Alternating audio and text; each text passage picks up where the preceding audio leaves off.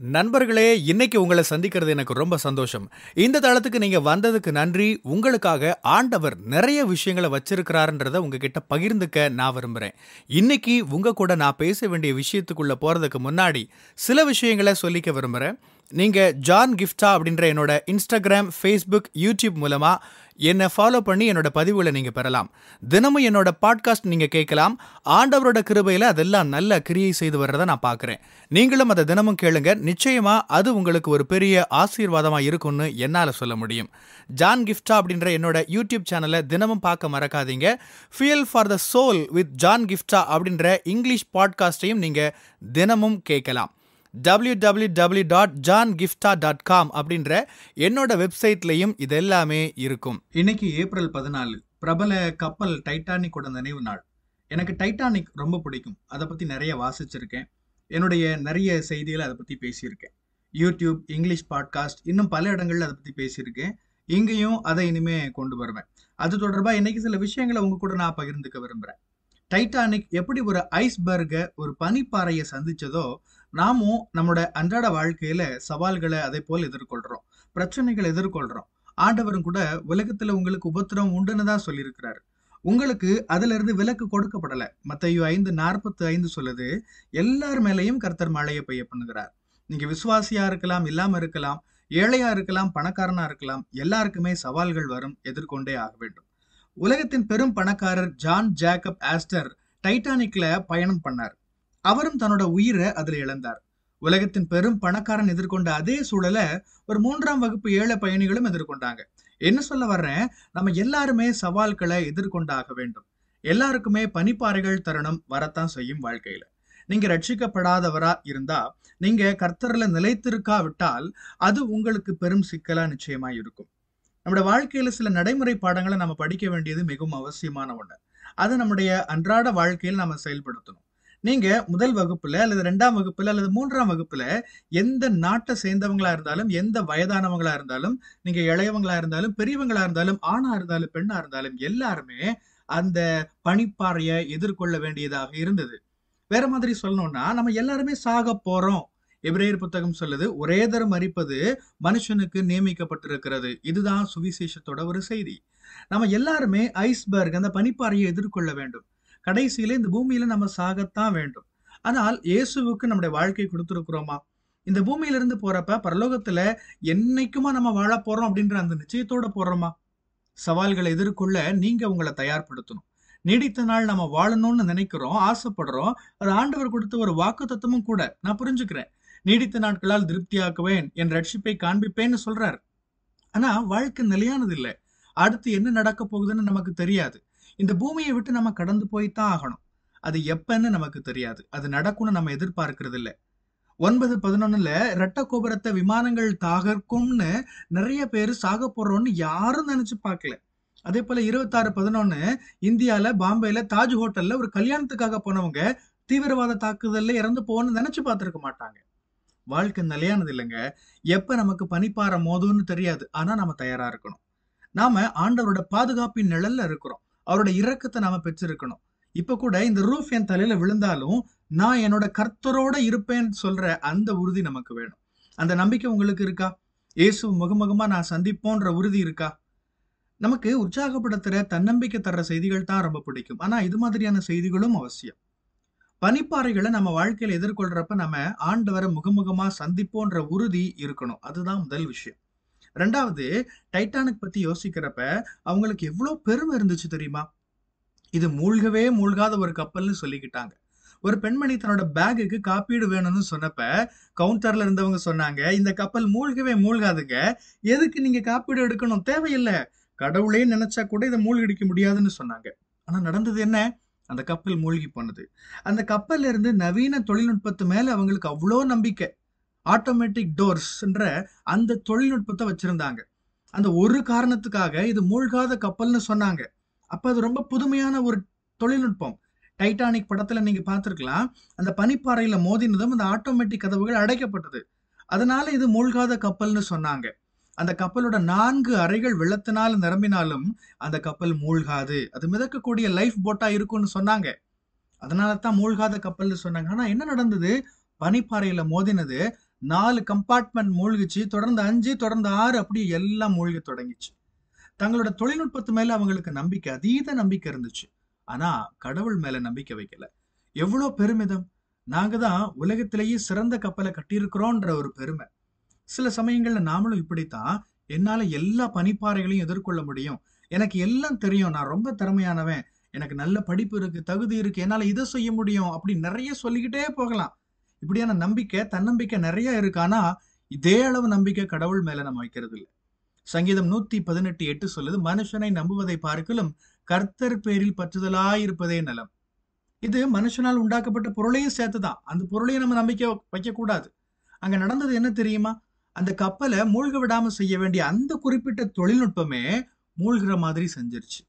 எதனால அந்த கப்பலை மூழ்காத கப்பல்னு சொன்னாங்களோ அந்த ஒரு குறிப்பிட்ட ஒரு விஷயமே அதை வேகமா மூழ்கிற மாதிரி செஞ்சிடுச்சு.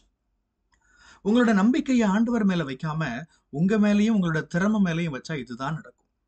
பனிப்பாறைகளை எதிர்கொள்ற சமயத்துல நம்மளோட சொந்த திறமைகள், திறன்கள், தாளந்துகள், சிஸ்டம்ஸ், தொழில்நுட்பங்கள், கண்டுபிடிப்புகள், இதுல நம்பிக்கை வைக்காம ஆண்டவர் மேல மாத்திரம் நம்பிக்கை வைக்கணும்.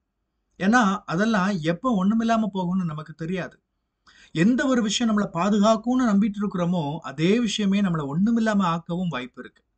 உங்களோட அதீத நம்பிக்கையை அது மேல வச்சிடாதீங்க.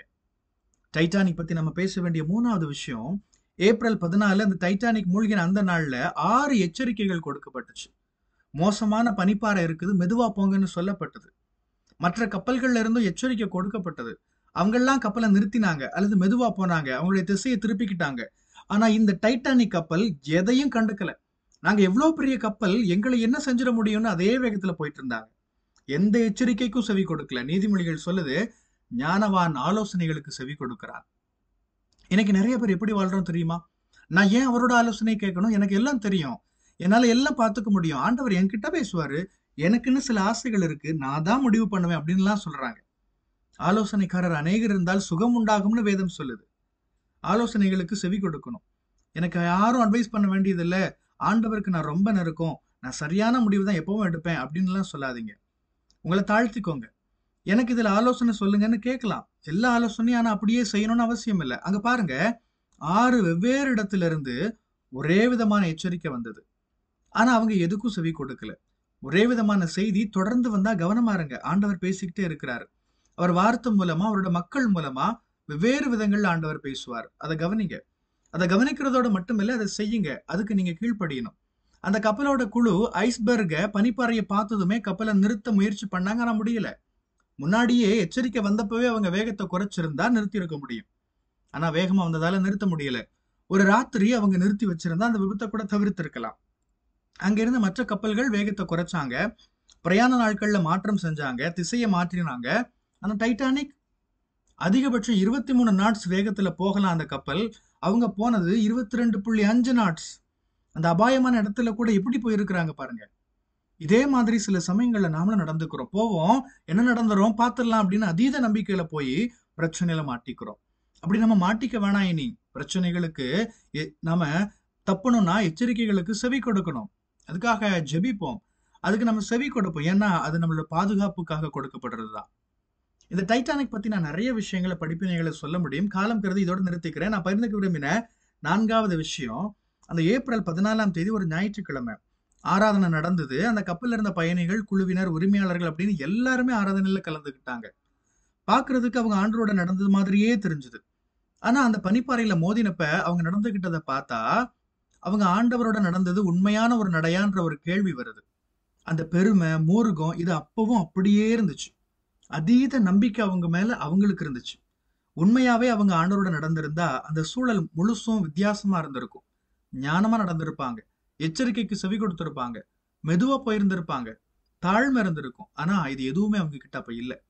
ஒரு குறிப்பிட்ட நாள்ல டைட்டானிக்கை நிறுத்த முடியல. அந்த பனிப்பாறையில மோதி டைட்டானிக் உடைந்து போனது. அந்த விபத்துல இருந்து மீட்புக்காக வந்த ஒரே ஒரு கப்பல் கார்பேத்தியா அப்படின்ற ஒரு கப்பல் மட்டும்தான். அது மட்டும்தான் மீட்பு கப்பலா வந்தது. அது நிறைய பேருக்கு தெரியும். நிறைய பேருக்கு தெரியாத ஒரு விஷயத்த நான் சொல்றேன். நான் இதை தேடி படிச்சேன். அந்த கார்பேத்தியா கப்பலோட கேப்டன், அவர் பேரு ஆர்தர் ராஸ்ட்ரன். அவர் ஒரு ஜெப வீரர். டைட்டானிக் மூழ்கிறது அப்படின்ற ஒரு செய்தியை கேட்டதுமே அவர் தன்னோட கப்பலோட பாதையை மாத்தினாரு. வேறு ஒரு திசையில தான் அவங்க போயிட்டு இருந்தாங்க. இந்த டைட்டானிக் கப்பல் பயணிகளை காப்பாத்துறதுக்காக அவர் தன்னுடைய கப்பலை திசை திருப்பினார். அவர் அதுக்காக தன்னுடைய குழுவை தயார் பண்ணாரு. அவங்களுக்கு இன்ஸ்ட்ரக்ஷன் கொடுத்தாரு. எல்லா ஏற்பாடும் செஞ்சாரு. இது எல்லாம் செஞ்சும் தொடர்ந்து அவர் ஜெபம் பண்ணிக்கிட்டே இருந்தார். அப்படி வர்றப்ப அந்த ராத்திரி அந்த கப்பல் சில பனிப்பாறைகளை எதிர்கொண்டாக வேண்டி இருந்துச்சு. அதே பனிப்பாறை பிரச்சனையில தான் அந்த டைட்டானிக்கும் மாட்டி இருக்குது. அதுல ஒரு பனிப்பாறை மிகவும் மோசமானதா இருந்தது. இருந்தும் அவங்க பாதுகாப்பா அந்த டைட்டானிக் மூழ்கி கொண்டிருந்த அந்த பகுதிக்கு வந்து சேர்ந்தாங்க. அந்த கேப்டன் சாட்சியா சொல்றாரு, ஜெபம் பண்ணிக்கிட்டே இருந்தாராம். சில நேரங்கள்ல வேற யாரோ அந்த கப்பலை வழிநடத்துற மாதிரி அவர் உணர்ந்தாராம். அது ஆண்டவரோட கரம் தான் அவர் சொல்றாரு. ஆண்டவர் எப்படி பாதுகாக்கிறார் பாருங்க. நான் என்ன சொல்ல வர்றேன், டைட்டானிக் கப்பல்லையும் ஜெபம்ன்ற ஒரு செய்கை, ஒரு ஆக்ட் இருந்துச்சு. ஆனா அந்த வெறும் செய்கை மட்டும் ஒரு பனிப்பாறையில உங்களை காப்பாத்திட முடியாது. நீங்க ஒரு ஜெப வீரனா இருக்கணும். அந்த டைட்டானிக் எதிர்கொண்டதை போலவே பல பனிப்பாறைகளை அந்த கார்பேத்தியா கப்பல் எதிர்கொண்டாலும் அந்த ஒரு ஜெப வீரனால அது பாதுகாக்கப்பட்டது. ஆனா ஒரே ஒரு பனிப்பாறையை மிகப்பெரும் கப்பல்னு சொல்லப்பட்ட டைட்டானிக்னால எதிர்கொள்ள முடியல. உங்ககிட்ட வெறும் கடமைக்கான ஜெபம் மட்டும் இருக்கா? அதை ஒரு கடமையா செய்யற, ஒரு சடங்கா செய்யற மாதிரி செய்றீங்களா? ஆண்டவர்கிட்ட இப்படி ஒரு உறவு மட்டும்தான் நீங்க வச்சிருக்கிறீங்களா? அல்லது உண்மையாவே நீங்க ஒரு ஜெப வீரரா இருக்கிறீங்களா? இதை முடிவு செய்ய வேண்டியது நீங்க தான். வாழ்க்கையில நீங்க பனிப்பாறைகளை சந்திக்கிறப்ப அது உங்களை காப்பாற்றும். நீதிமான் செய்யும் ஊக்கமான வேண்டுதல் மிகவும் பலனுள்ளதா இருக்கிறதுன்னு வேதம் சொல்லுது. அந்த கப்பலோட கேப்டனுக்கு நிறைய பாராட்டு கிடைச்சது. ஆனா அவர் சாட்சியா சொன்னது என்ன தெரியுமா? கர்த்தரோட கரம் தான் அந்த கப்பலை புடிச்சிருந்ததுன்னு சொன்னாரு. அதுதான் வழி நடத்துதுன்னு அவர் சொன்னாரு. அவர் தன்னோட வேலையில ஜாக்கிரதையா இருந்துட்டே ஜெபம் பண்ணாரு. நீங்களும் உங்களோட பொறுப்பை நிறைவேற்றுங்க. ஆண்டவரோட தொடர்புலையும் இருங்க. இன்னைக்கு நான் சொல்ல விரும்புறது இதுதான். எல்லாருமே பனிப்பாறைகளை வாழ்க்கையில எதிர்கொள்றோம். ஆனா ஜெபத்தை நம்ம வெறும் கடமைக்காக செய்யறோமா, அல்லது உண்மையாகவே ஒரு ஜெப வீரரா இருக்கிறோமா? அதுதான் வித்தியாசத்தை உண்டாக்க போகுது. ஆண்டவரே, இந்த செய்தி ஒவ்வொருவரையும் அன்றாட வாழ்க்கையில உற்சாகப்படுத்தட்டும். வாழ்க்கையின் பனிப்பாறைகளை எதிர்கொள்ள அவர்களை இந்த செய்தி ஆயத்தப்படுத்தட்டும். டைட்டானிக் போல மூழ்கிடாமல் வெற்றி உள்ளவர்களாக உடைய மகிமைக்காக அவர்கள் எழும்பி வரட்டும். இயேசுவின் நாமத்தில் நான் ஜெபிக்கிறேன். ஆமேன். கர்த்தர் உங்களை ஆசீர்வதிப்பாராக. உங்களுடைய பகுதிகளில் பிரசங்கிக்க என்னை அழைக்க நீங்க விரும்பினா டிஸ்கிரிப்ஷன்ல இருக்கிற இமெயில் மூலமா நீங்க என்ன தொடர்பு கொள்ளலாம். பிரியமானவங்களே, இந்த செய்தி மூலமா நீங்க உற்சாகம் அடைஞ்சிருப்பீங்க, ஆசீர்வதிக்கப்பட்டிருப்பீங்கன்னு விசுவாசிக்கிறேன். திரும்பவும் ஞாபகப்படுத்துறேன், நீங்க ஜான் கிஃப்டா அப்படின்ற என்னோட இன்ஸ்டாகிராம், ஃபேஸ்புக், யூடியூப் மூலமா என்னை ஃபாலோ பண்ணி என்னோட பதிவுகளை பெறலாம். ஜான் கிஃப்டா அப்படின்ற என்னோட யூடியூப் சேனலை தினமும் பார்க்க மறக்காதீங்க. Fuel for the soul with John Gifta அப்படின்ற இங்கிலீஷ் பாட்காஸ்டையும் நீங்க தினமும் கேட்கலாம். பாட்காஸ்ட் எபிசோடுக்கு நீங்க உங்களோட ரேட்டிங், ரிவ்யூ கொடுத்து ஷேர் பண்ண மறக்காதீங்க. www.johngifta.com அப்படின்ற என்னோட வெப்சைட்லையும் இது எல்லாமே இருக்கும். இந்த ஊழியத்தால நீங்க ஆசீர்வதிக்கப்பட்டிருந்து மற்றவங்களுக்கும் இதே ஆசீர்வாதம் சேரணும்னு விரும்பினா நீங்களும் எங்க கூட சேர்ந்து ஆண்டவரோட ராஜ்யத்தை கட்டுற இந்த பணியை உங்களோட நிதி ஆதரவு மூலமாகவும் தாங்கலாம். கூகுள் பே அல்லது நெட் பேங்கிங் அல்லது பேபால் மூலமா நீங்க ஆதரவு தரலாம். எல்லா விவரங்களையும் டிஸ்கிரிப்ஷன்ல நீங்க பார்க்கலாம். ஆண்டவர் உங்களை ஆசீர்வதிப்பாராக.